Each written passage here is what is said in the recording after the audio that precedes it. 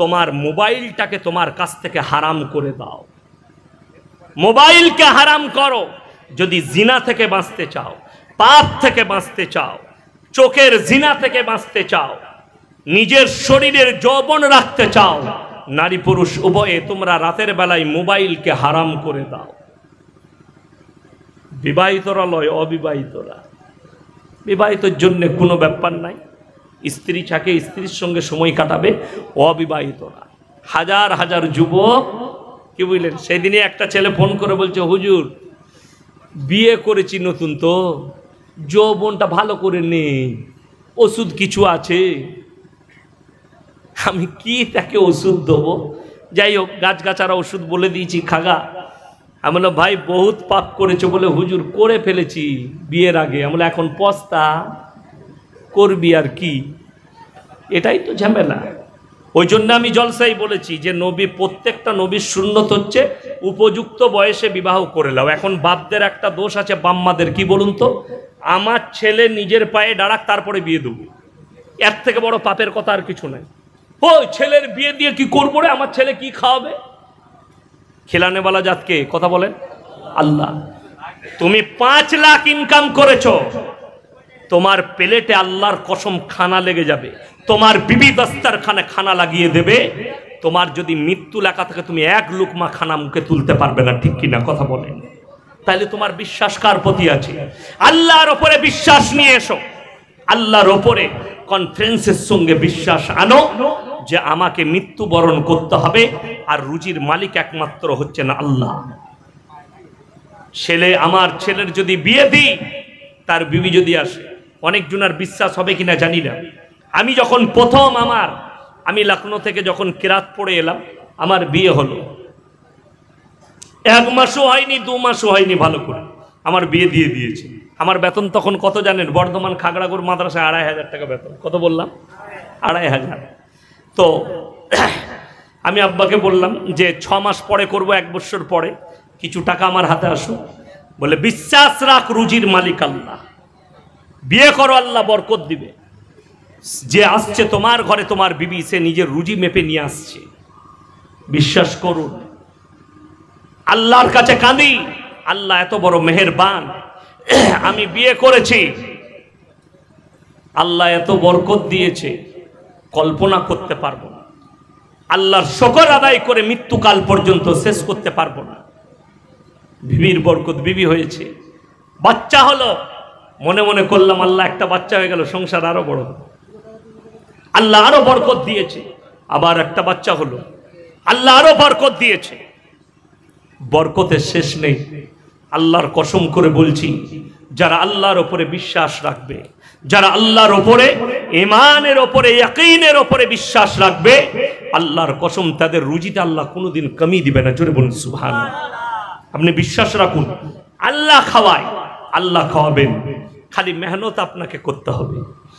আপনি মাঠে যাবেন, চাষ করবেন, সবজি লাগাবেন, বিসমিল্লাহ বলে লাগাবেন, আর দোয়া করবেন, আল্লাহ আমার মালে বরকত দাও, আমার মালে বরকত দাও, আমার বিবি বাল বাচ্চার জন্য, আর মৃত্যুকাল পর্যন্ত। আমাদের দেশের অনেক ছেলেরা দোয়া করে, আল্লাহ বড় লোক করে দাও, আল্লাহ গাদা টাকা দাও।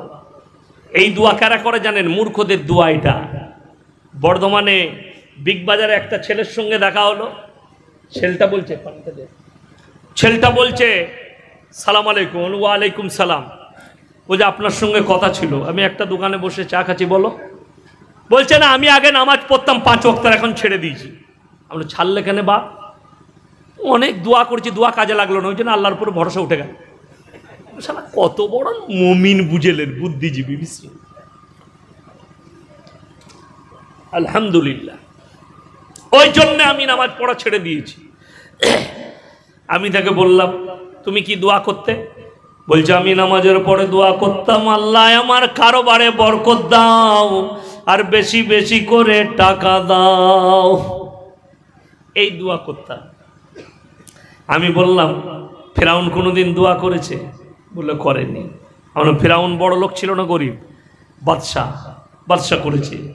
আমি তাকে বললাম, আল্লাহ 2 জনকে মাল দেয়, একজনকে আল্লাহ ভালোবেসে দেন আর একজনকে আল্লাহ রেগে মাল দেন। যাকে রেগে মাল দেয় কোরআনে আছে ওয়াইলুল লিকুল্লি হুমাযাতিল লুমাযা আল্লাযী জামা মালান ওয়া আদ্দাদা। যারা মাল জমা করে বারবার গুণয়ন করে আর গুনে গুনে রাখে, ইয়াসাবু আন্না মালাহু আখলাদা। আর যে মালদাররা ভাবে আমার কাছে যে মাল আছে আর কোনোদিন আমার কাছ থেকে যাবে না, শেষ হবে না, কাল্লা লা ইউমবাযান্না ফিল হুতামা। আমার আল্লাহ বললেন হে আমার নবী আমি তাদেরকে হুতামাতে নিক্ষেপ করব। আমার নবী বিশ্ব নবী বললেন ওয়ামা আদরাকা মাল হুতামা। ওগো আল্লাহ হুতামা কি জিনিস? আল্লাহ উত্তর দিলেন নারুল্লাহিল মুকাদা। সেটি হচ্ছে আমার একটি প্রজ্বলিত আগুন। আল্লাতী তাত্তালিউ আলাল আফইদা।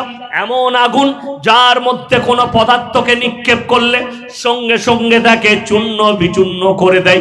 এক একটা থাম্বাই একজন করে বন্ধন করা হবে, রক্ত চর্বি গলে গলে পড়বে কিন্তু মৃত্যুবরণ করবে না।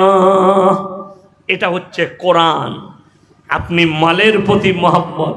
সেই যুবককে বললাম তুমি দোয়া করছো আল্লাহ আমি 3 দিন নামাজ পড়ে দেখব, যদি ভালো মাল হয়, ভালো বিক্রি হয়, ভালো বরকত হয় তাই আবার নামাজ পড়বো, নাইলে আর পড়বো না। আল্লাহ কি বলবে? তুই মাল কদিন আসিস দেখি তারপরে দেবো, না হলে দেবো না। তা তো ব্যবসা এমনি উঠে গেল। তুমি আল্লাহকে দেখবে আর আমার আল্লাহ তোমাকে দেখবে না। তুমি হচ্ছে বান্দা, তিনি হচ্ছেন মালিক। আর আমার নবী দোয়া করেছেন আর সাহাবীদিকে দোয়া শিখিয়েছেন।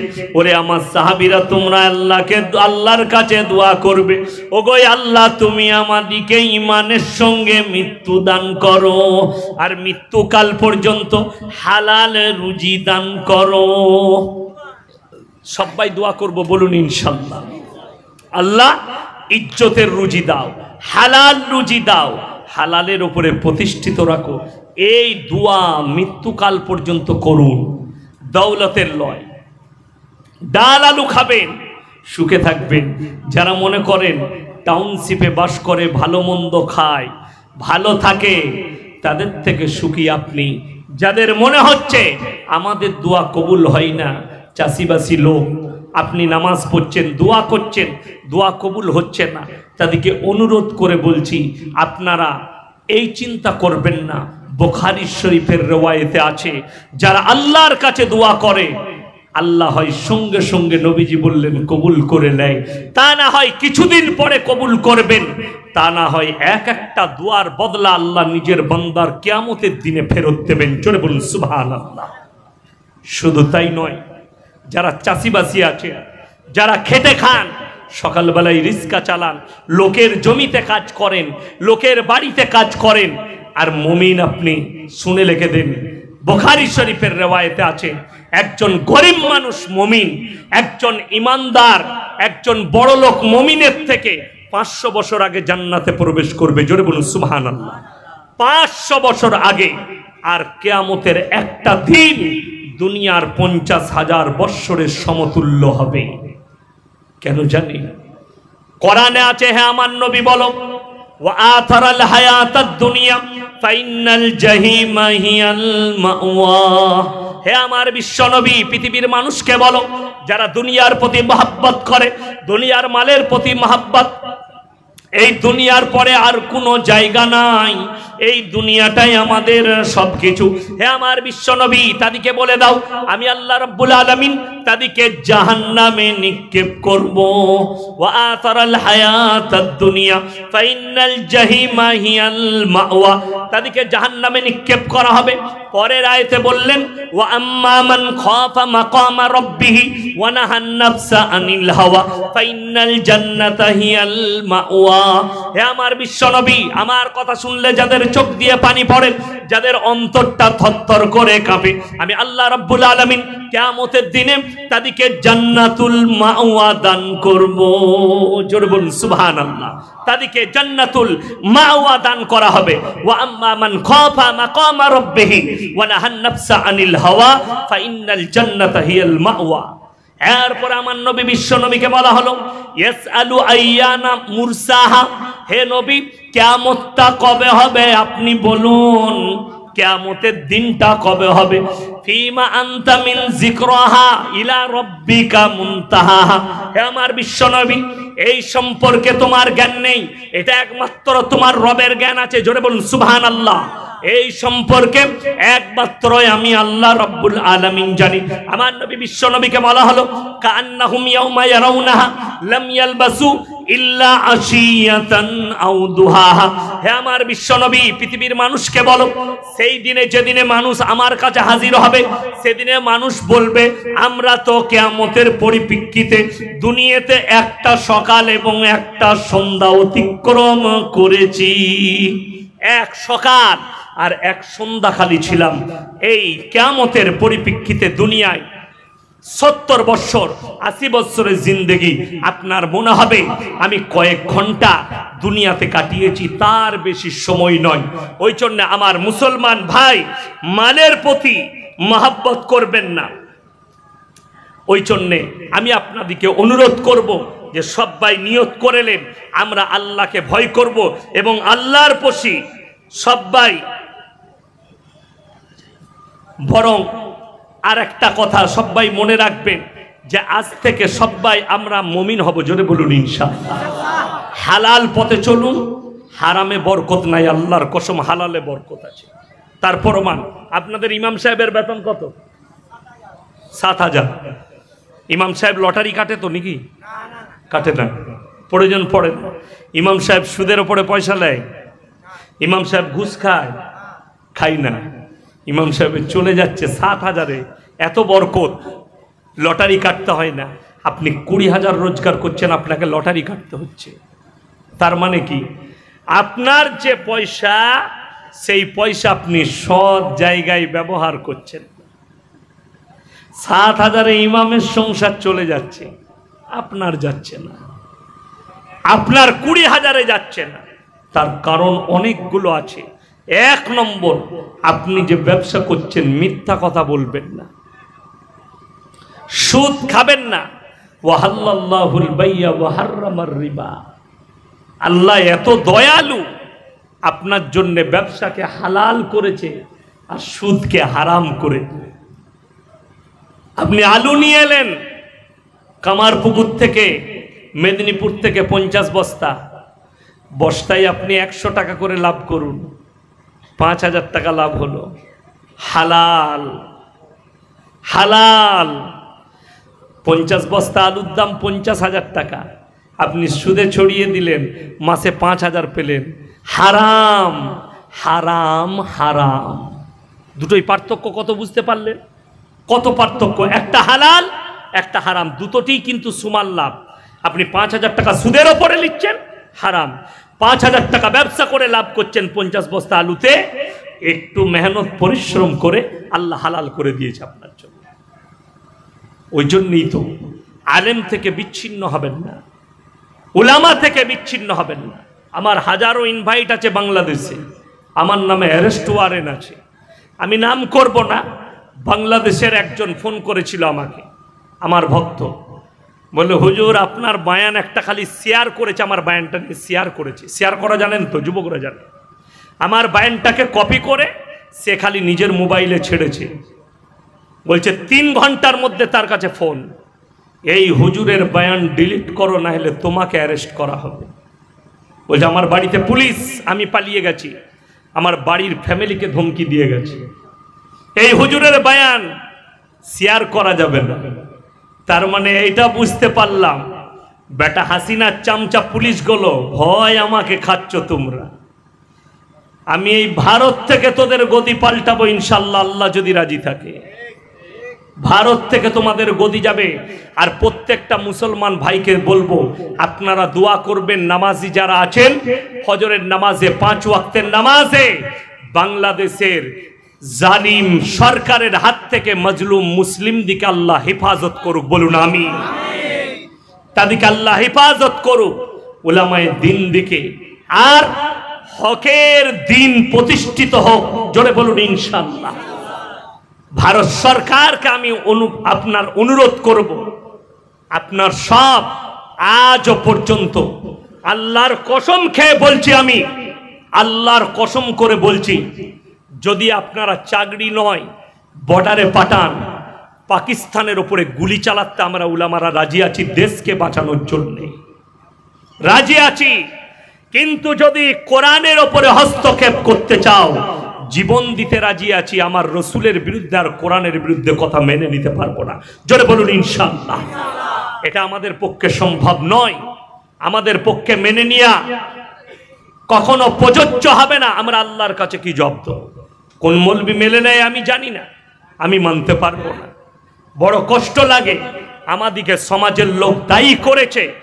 কলকাতায় কোনো পার্টির মিটিং ছিল, সেখানে আজান দেওয়া হয়েছে, আজানের সঙ্গে মিউজিক, গান বাজনা। কে দিয়েছে জানি না, তাকে আমি চিনি না, দেখেছি হ্যাঁ হচ্ছে, বাস এতটুকু। আমাদিকে মৌলবিদিকে দায়ী করেছে। ইমামরা ২৫০০ টাকায় বিক্রি হয়েছে, এই মৌলবিরা বিক্রি হয়ে গেছে। তাইলে তোমার জানা নাই এই মৌলবি আর ইমাম দিকে প্রশ্ন করার আগে তোমাদের দেশের যে মৌলবি কটাকে মন্ত্রী করে স্টেজে পাঠিয়েছো, সে মালু সেখানে ছিল, তাকে জিজ্ঞেস করো তুমি প্রতিবাদ করনি কেন। আমাদিকে প্রশ্ন করার আগে স্টেজে ছিল না সেই মৌলবি ছিল, তারাও আলেম, তাদেরকে জিজ্ঞেস করুন। তা না হলে আল্লাহর কসম করে বলছি, শুনে রেখে দেন, এক শ্রেণীর আলেমকে আল্লাহ বিনা হিসাবে সর্বপ্রথম জাহান্নামে নিক্ষেপ করবে, যারা অন্যায়কে দেখেছে, আল্লাহ বিরোধী কাজ দেখেছে আর প্রতিবাদ করেনি। শুনেলেন? আমি জানি না কলকাতায় কি গান বেজেছে, শুনেছি আজানের সঙ্গে খালি মিউজিক হয়েছে, তারপরে হিন্দু ভাইদের একটা মন্ত্র পড়া হয়েছে। চরম অন্যায় হয়েছে। এই অন্যায়টা আপনার চোখে ঠেকলো, এর থেকে বড় অন্যায় মুসলমানরা করছে। যদি বলেন প্রমাণ দেন, এই আমার মেদিনীপুরের ভেদুয়ার ভাইয়েরা, তোমরা ভালো করে শোনো, তোমার মেদিনীপুর টাউনে যাও, খড়গপুরে যাও, আর এই কোটকাখোর মৌলবিদিকে জিজ্ঞেস করো, যারা মুহররমের দিনে কলমা লেখা টানা, আল্লাহর রসুলের নামাজের নাম করে যারা হিন্দি গান চাপিয়ে ড্যান্স করে, লাঠি খেলা বাজনা বাজিয়ে, মদ খেয়ে যারা লাঠি খেলছে বাজনা বাজাচ্ছে হিন্দি গান চাপিয়ে, এটা কি করে জায়েজ হলো? এর প্রতিবাদ কোন মৌলবি করেছে আমি দেখতে চাই, কোন মুসলমান করেছে? করেনি। ঈদের দিনে মুসলমান ছেলেরা মসজিদের সেই গ্রামে বুগি বুগি ড্যান্স করেছে, মসজিদের পাশে বক্স বাজাচ্ছে। আমি হাওড়া, হুগলি, বর্তমান মেদিনীপুরে প্রমাণ দেব যে ঈদের দিনে ডিজে বক্স বাজাচ্ছে, এর প্রতিবাদ কেউ করেনি।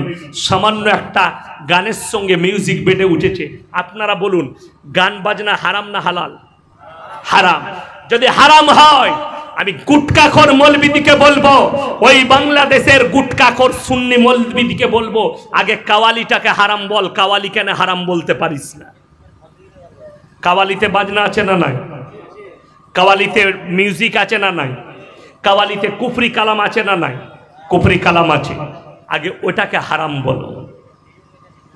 এর থেকেও খারাপ খারাপ বলিউডের গান, কুফরি গান গাওয়া হয়েছে, আল্লাহ বিরোধী, রসুল বিরোধী, কেউ প্রতিবাদ করেনি।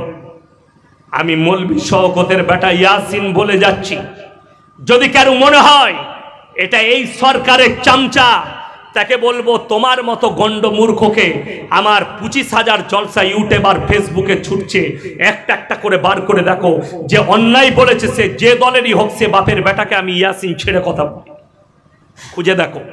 আমি আল্লাহর কসম, আমার জীবন থাকতে কেউ যদি কোরআন বিরোধী কথা বলে, সে শাসক দলের হোক আর বিরোধী হোক, সে দেশের রাজা হোক কিংবা বাদশা হোক, সে যত বড়ই যে হয়ে যাক, আমি তার বিরুদ্ধে বলতে এতটুকু দ্বিধাবোধ করব না।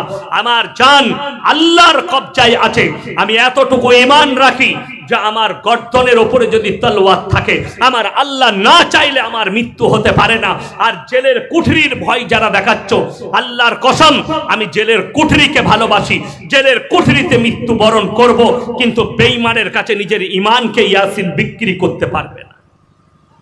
তা না হলে আপনারা যারা যুবক আছে দেখবেন, ফেসবুকে খুলে দেখুন আমার কত সাবস্ক্রাইব আছে, আমাকে কত মানুষ ফলো করে, দেশ বিদেশ, বাংলাদেশ, আমেরিকা, লন্ডনে বহুত বাংলাদেশি আছে যারা আমাকে ফোন করে, ভারতীয়ানরা ফোন করে, ইন্ডিয়ানরা, কত মক্কা মদিনায় বন্ধু বান্ধব আছে। মক্কা থেকে এক বন্ধু আমাকে গিফট পাঠিয়েছে, আমার নাম মুসল্লাই লেখে পাঠিয়েছে, কলমে আমার নাম লেখে পাঠিয়েছে, আমার জন্য আতর পাঠিয়েছে।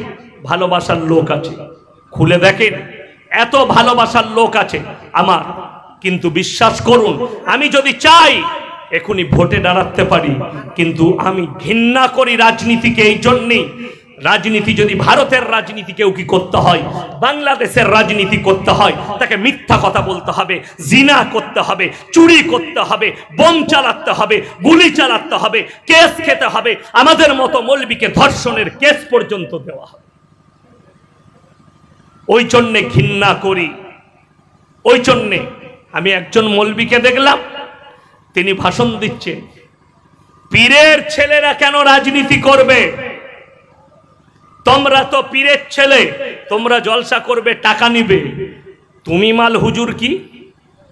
তুমি তো লোককে বলো যে আমি অমুকের খলিফা, তুমিও তো লোকের কাছে বলো আমি অমুক পীরের বেটা, অমুক খলিফার বেটা। তুমি কি করে মৌলবি রাজনীতি করবে? পীরের বেটা যদি রাজনীতি না করতে পারে, তুমি মৌলবি গরু কি করে তুমি রাজনীতি করবে? সাবধানে কথা বলবে, থোপটা তোমার ওপরে পড়বে। রাজনীতি বলতে পারেন, আলেমদের জন্য শোভা পাই না, আমি এটা বিশ্বাস রাখি। আমাদের মুসলমানদের কাছে আমরা জানি, আমি এটা বিশ্বাস রাখি, আপনাদের কাছে মসজিদের জন্য টাকা চাইলে পাবো, মাদ্রাসার জন্য টাকা চাইলে পাবো, কিন্তু যদি একটা মৌলবি দাঁড়িয়ে ভোট চাই, কেউ ভোট দিবে না। এটা চ্যালেঞ্জ দিলাম আমি। আমার এতগুলো ভালোবাসার লোক বসেছেন, তো কালকে যদি ভেদুয়ায় আমি দাঁড়াই ভোটেতে, একটা লোকও আর আমাকে ভোট দিবে না। তার কারণ বলবো, সবাই জানে ইয়াসিন সাহেবের মতো লোক কি করে রাজনীতিতে দাঁড়ালেবে। কেন এরা সবাই জানে, আপনারা সবাই জানেন রাজনীতি ভালো জিনিস নয়, ঠিক কিনা কথা বলে? সবাই জানেন খারাপ, বাস্তব ঠিকই বলেছেন। ওই জন্য আমাদের মতো মৌলবীর দাঁড়ানো যাবে না। আমার জীবনটা যেন আপনাদের খিদমতে কেটে যায়, জোরে বলুন আমি। আমার জীবন যেন হকের ওপরে কেটে যায়।